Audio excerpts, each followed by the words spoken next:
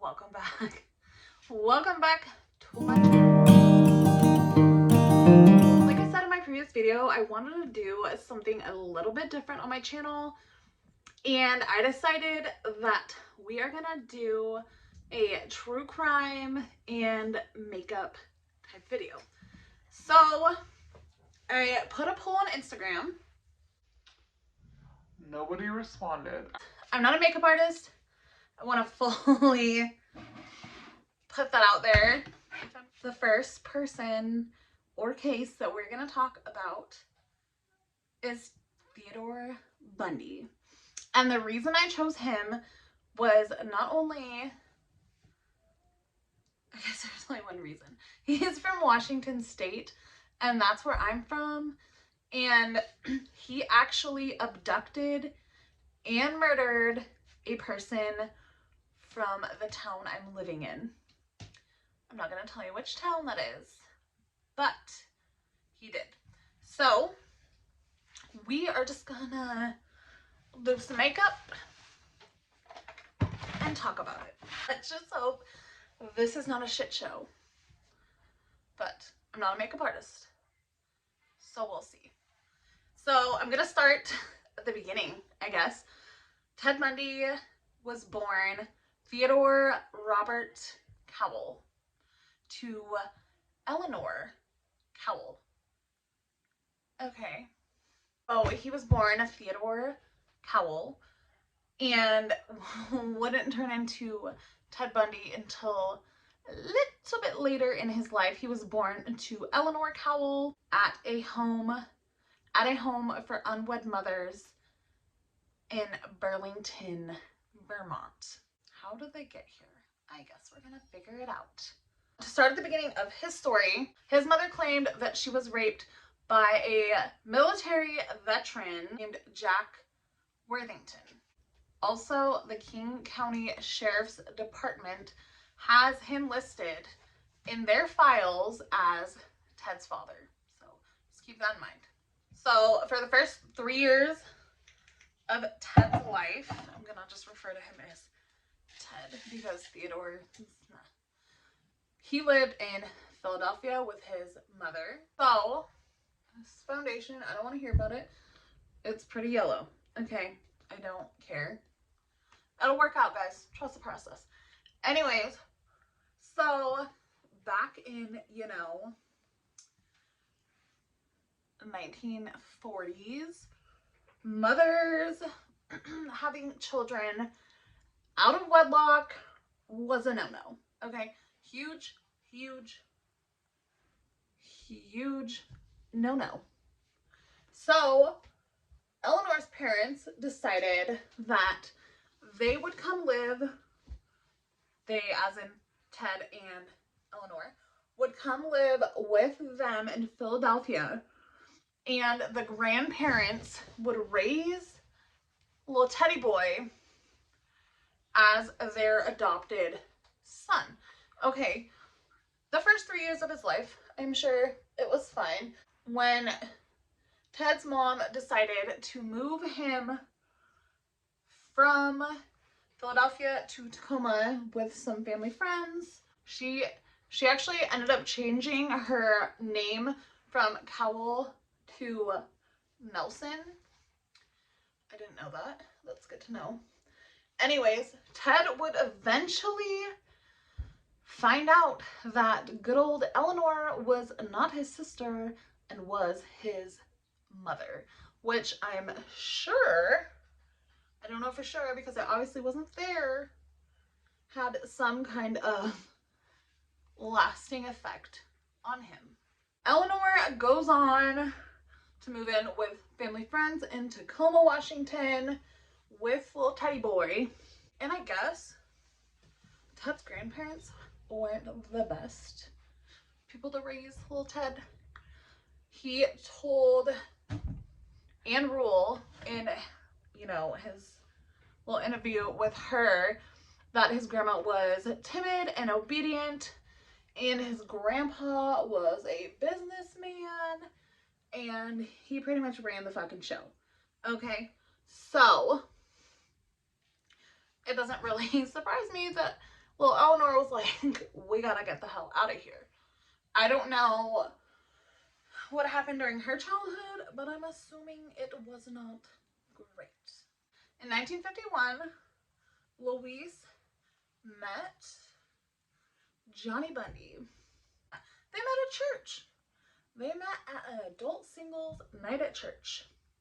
Good old Johnny was cooking that night. It's fun. So weird, so random. Anyways,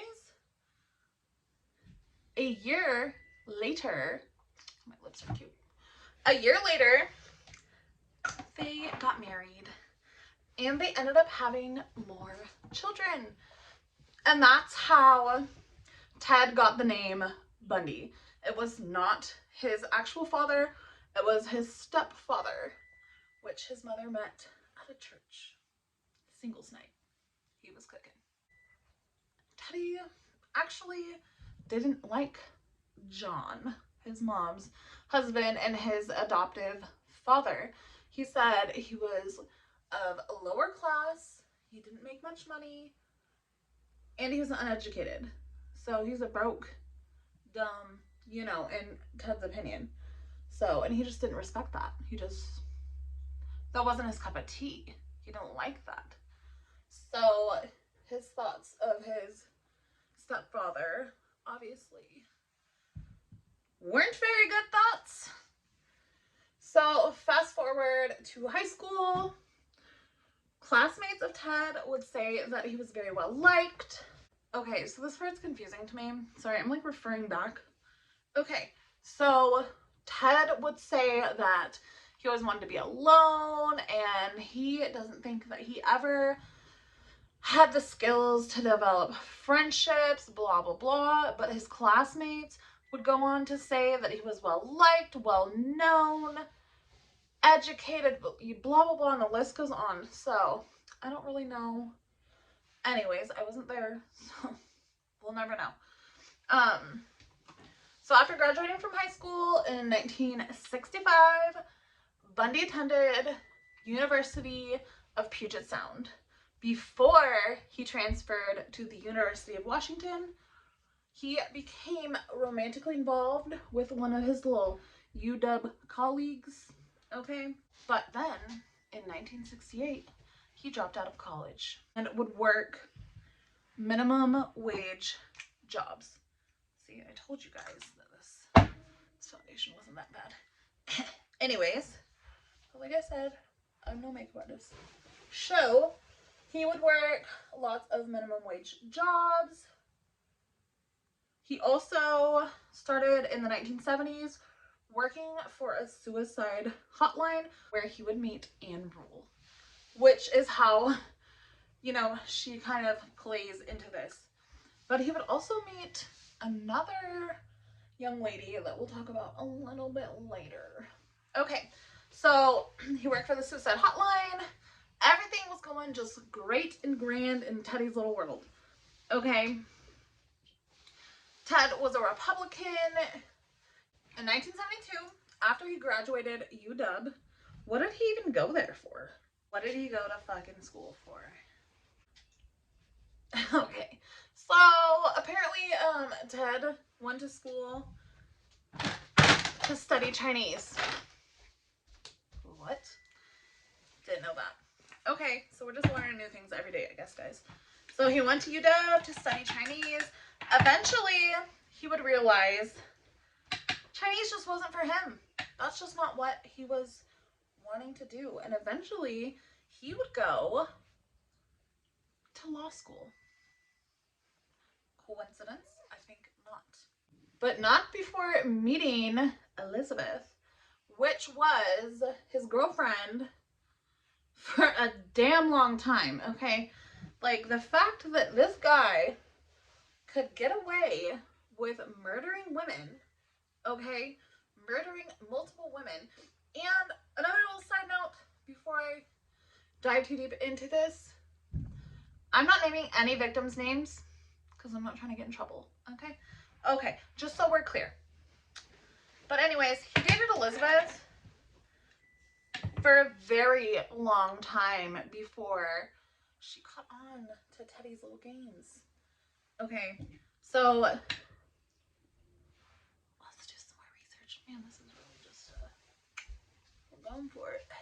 Okay, so in one of Ted's interviews after he went to prison, he said that none of the murders took place or started until 1971.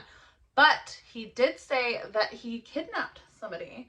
And I find it kind of hard to believe that he kidnapped somebody and didn't do anything to him, you know? So, in my opinion, I think the murder started in 1969, not 1971. But like I said, we're not naming names here. In August of 1974, Ted Bundy received a letter of acceptance to Utah Law School. Okay, University of Utah Law School. So he moved there. And guess what, guys? Murder started happening there too. So there was like a string of murders in Washington that was puzzling police. Like, oh my God, there's murders. You know, people are getting killed. We don't know what to do. I'm not trying to like sound insensitive, but I mean, I'm not insensitive. This is kind of a weird topic for me to talk about, so we're just kind of rolling with it. Anyways, so he ended up moving to Salt Lake City, Utah in 1974. And guess what? A new string of murders started to happen in Utah. Weird. Ted moves to Utah. Utah women start disappearing. Okay, so they didn't end up discovering that that was him until after his last arrest. So, I mean, he got away with it for a while. We're gonna back it up. So, on September 2nd is when the murders started again. They had zero clue about what was gonna ensue, okay? No clue. Well, he ended up raping and strangling a unidentified hitchhiker in Idaho and dropping her in the river. Good old Teddy boy. So that was his, oh God, that was his first little, you know, murder in Utah.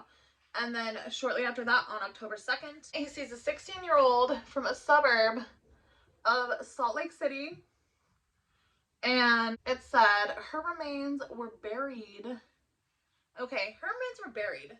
I'm not going to say where they were buried, but her remains were buried, which is totally weird because his first victim in Utah, her remains were just dumped in the river.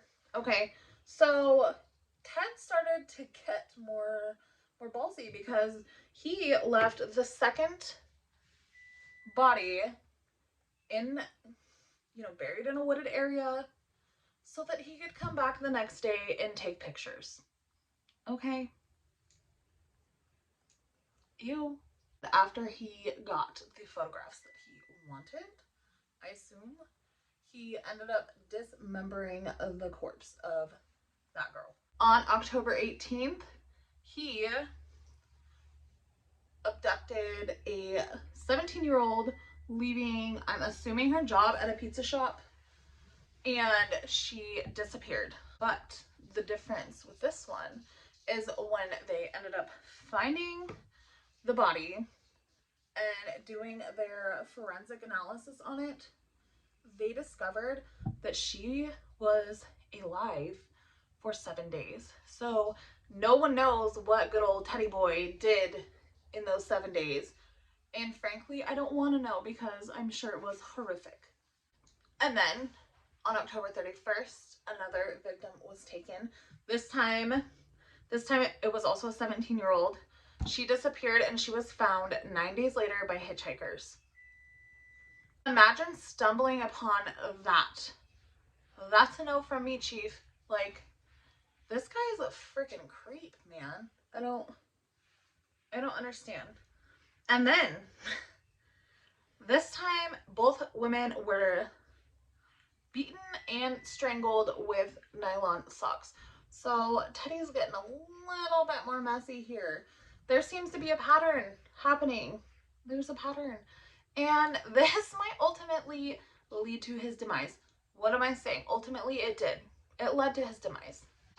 This guy always used, like, I don't want to say he was smart. He was educated, okay? And he knew how to get what he wanted, when he wanted it, how he wanted it, okay? He would often use tactics to get women into his car, you know, so there wasn't so much of a struggle. There was one time where he was at a beach. I believe this was in Washington. He was at a beach. He approached a young woman and with a cast on his arm, okay, oh, little Teddy broken arm, oh, you know, and was like, hey, can you help me get this into my car? Guess what? Guess who disappeared? She did. Why? Because he tricked her, which is, I'm pretty sure, what he did with a lot of his victims.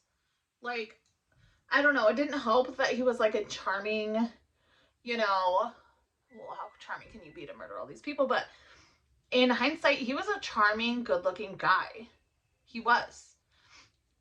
So, honestly, I believe that made his job of murdering and raping and taking and kidnapping women a lot easier, you know. In 1975, Bundy moved his criminal activity again. This time, he shifted it to Colorado.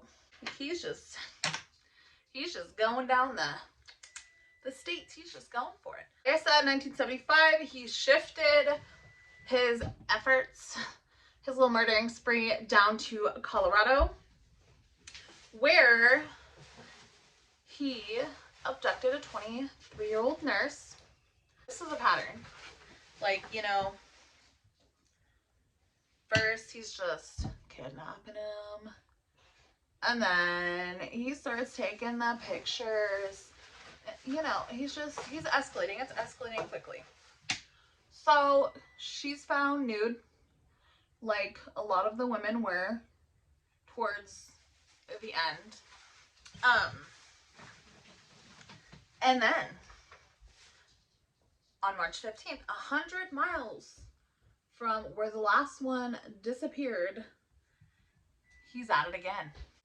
So this one, he was like, okay, so I'm gonna start using, you know, the way I think to my advantage here.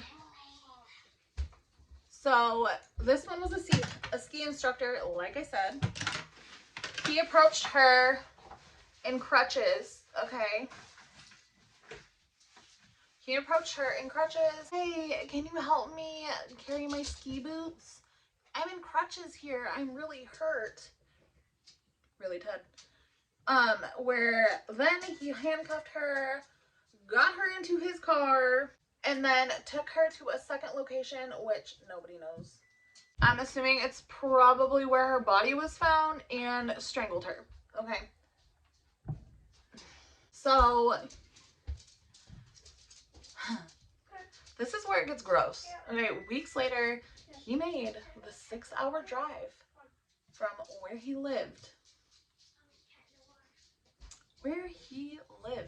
to visit her remains. Like, things are just getting weirder and weirder. And then a 25-year-old disappeared while riding her bicycle to her parents' house. Damn, those were the times. You just ride your bike around, go to your parents' house, ride your bike. That's pretty cool. She was found, her bike, her sandals were found under a viaduct near a railroad bridge. I cannot say railroad bridge. And then on May 6th, Bundy kidnapped a 12-year-old and he drowned her. He took her back to his hotel room, drowned her, and assaulted her. Okay, and you know what?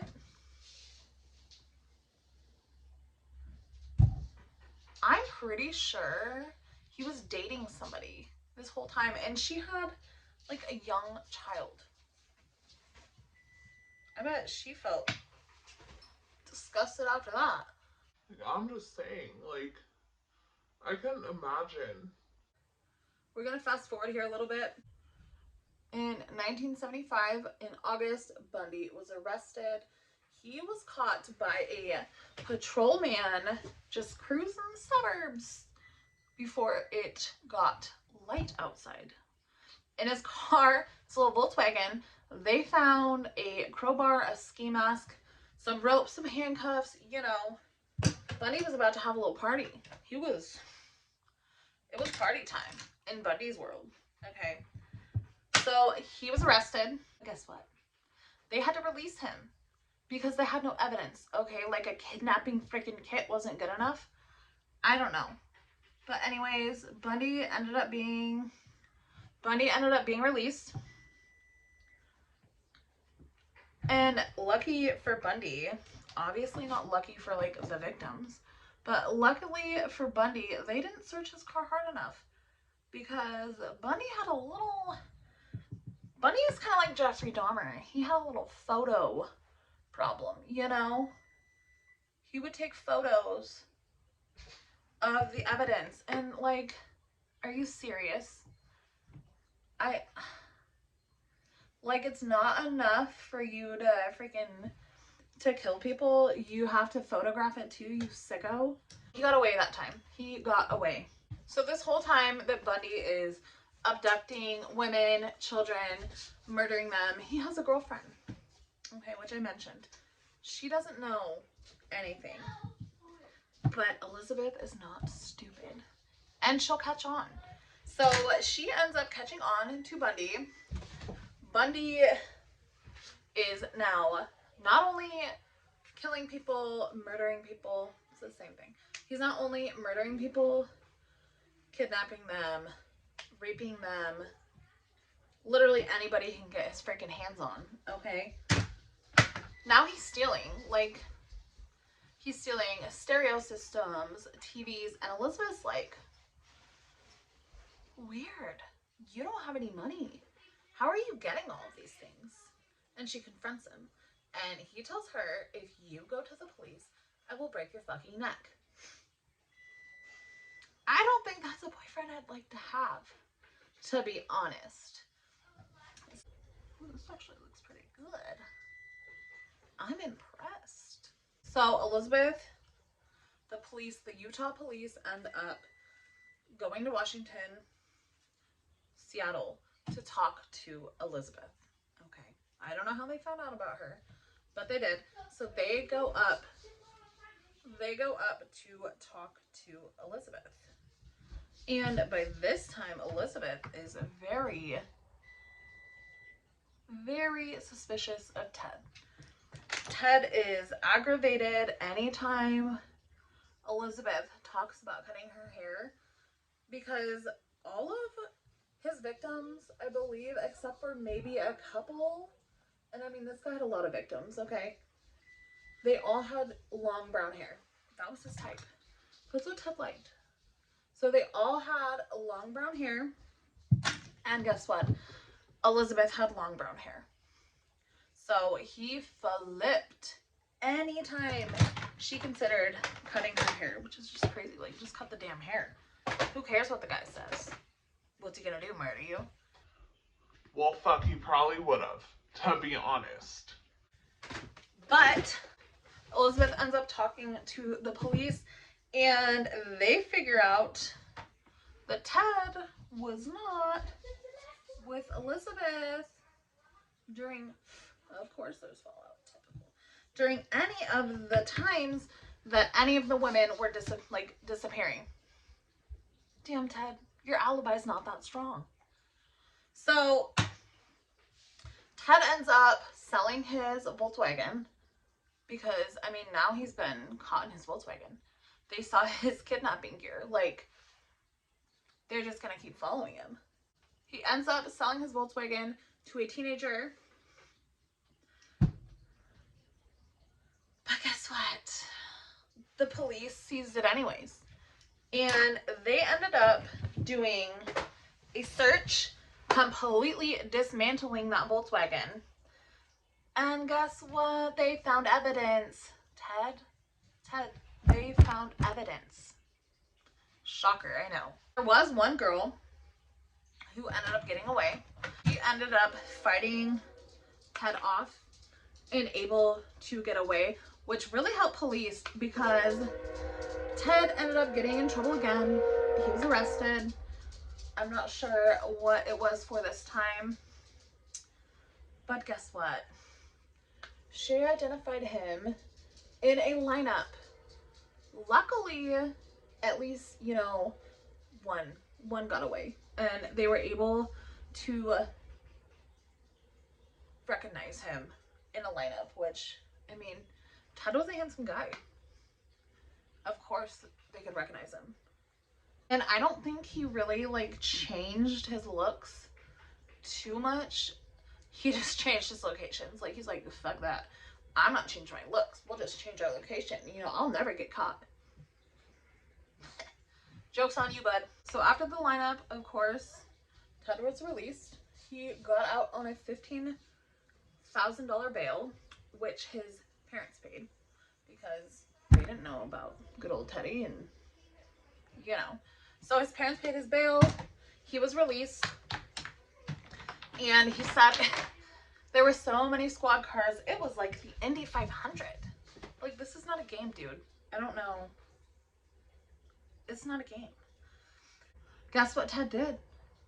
Guess what Ted did after his release? What does Ted do best? He got right back to his ways. In November, the Utah investigators and the Colorado investigators got together because there was a lot of similarities in the cases. They were convinced that Ted was their guy.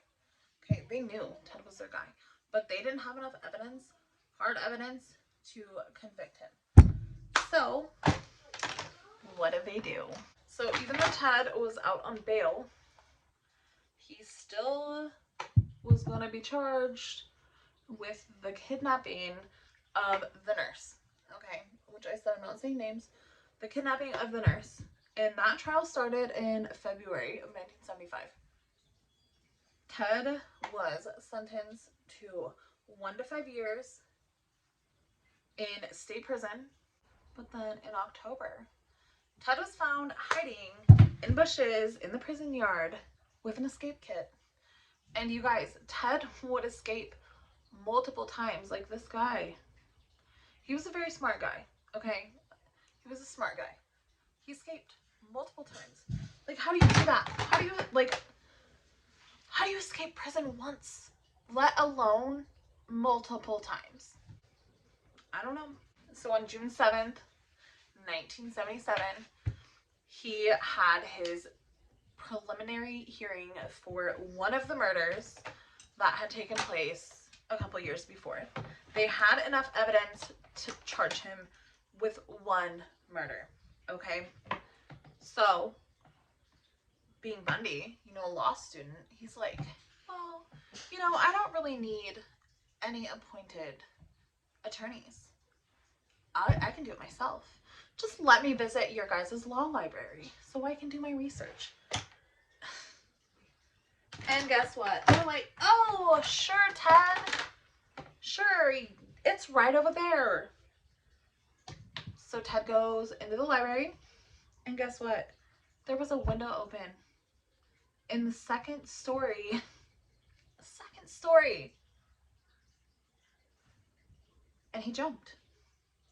He waited till nobody was looking, and he jumped. Now, Ted suffered like a sprained ankle, but he was still able to get away. But 3 days later, old Teddy Boy was back in jail, where he would escape for the second time. This time, This time, Ted would escape through a hole in the ceiling of his jail cell. He literally lost 35 pounds so that he could fit through that hole. Like, this was something that was like a long time coming for him. And he wasn't even in jail that long. But Ted was determined. He was not going to be in jail. So So once he got out of jail for the second time, Ted's like, I gotta get out of this town, I gotta go. And Ted ends up heading to Florida, where he commits, surprise, more murders. So Ted ends up in Florida, and at this time, I do not believe him and Elizabeth are talking anymore. Ted goes on to, like, shit gets weird in Ted's world, okay? Shit gets weird. Like, I don't know how you can get much weirder than the weird shit, but shit gets weird in Ted's world. So Ted heads to Florida.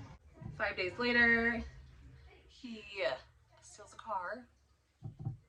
Shocker. Like, that's the worst thing he's ever done. He steals a car and he heads to Tallahassee. Literally hours after his arrival, he breaks into a sorority house and murders 2 women violently. Like, violently murders them. Like, this isn't just like murder anymore. This is like, he's getting crazy. Okay. So he violently murders 2 women, and I think he might have injured 1 more woman. But then in February, he approaches a 14-year-old, which just happens to be a police chief's daughter. He tries to say he's part of the fire department, yada, yada, yada. And luckily for her, her older brother pulled up, and it was like he wasn't taking her. It was not gonna happen. So in the middle of February, Ted's money is running out. Ted's luck is running out, and he decides to steal another car and head from Tallahassee to the panhandle of Florida, where he is pulled over. And when the police officer runs his name, it pulls up a wants and warrants thing under his name. Little did the police officer know he was the FBI's most wanted person. Okay, he was the most wanted fugitive. He was the most wanted fugitive pretty much in America at this point, okay? And he got him. He got him. So he transported him to the local jail, and witnesses say Bundy said, and I quote, "I wish you would have just killed me." Don't worry, Bundy. It's coming up. It's coming right up, girl. You don't worry about that. They also had found evidence in his car. There was IDs of the sorority girls. There was also 21 stolen credit cards and a stolen TV set. He's getting sloppy, guys. Like, he's sloppy. He's getting sloppy. He goes to trial for the homicides and assaults of 1979 in Florida at the sorority house, and Bundy was facing murder charges with a possible death sentence. And we all know that's what's gonna happen. But, like, you're not gonna get away with this forever. It's not gonna happen. Especially all of those women, like, you guys. So from 1973 to 1978, there were 30 women that Bundy confessed to killing. Bundy ultimately got charged with all of those murders and was serving a life sentence with a death penalty in the Florida State Prison. When I do want to back up, so in 1975, Elizabeth did go to police with evidence that helped them arrest Bundy as a serial killer. I did not know that. She was like, fuck that dude. Like, And she also wrote a book about her experience. Like, I bet that was actually probably a good book. But on January 24th, Bundy, 1989. January 24th, 1989, Bundy was executed around 7 a.m. at the Florida State Prison in an electric chair called Old Sparky. Like, outside the prison, people cheered. There was tons of people. And, you know, there were women who, like, loved him. Are you guys serious? That could have been you. Like, what the hell is wrong with people? You know, I don't really know. So I did find one fact about Bundy's death that I find highly interesting, and it was that he was executed by a woman. He deserved that. He deserved the shit out of that. Like, I hope that lady had, like, the ultimate freaking pleasure of lighting up old Sparky. Okay. Bundy was cremated in Gainesville, and they didn't hold a cemetery. They didn't hold a ceremony, which I don't think they should have. Like, he doesn't deserve any of that. Like, he honestly didn't even deserve anything besides old Sparky. Like, how do you just kill more than 30 women? Because, you know, I'm sure there was more, but we'll never know because he's dead and has been for like 30 years now. He requested his ashes be scattered in the Cascade Mountains of Washington, where he murdered at least 4 victims. Like, I hope they didn't do that. Okay. I don't know. That is the case of Theodore Bundy. If you guys enjoy true crime, if you enjoy makeup, do not forget to hit that subscribe button. Don't forget to give this video a like. And I will see you guys in my next one. Bye.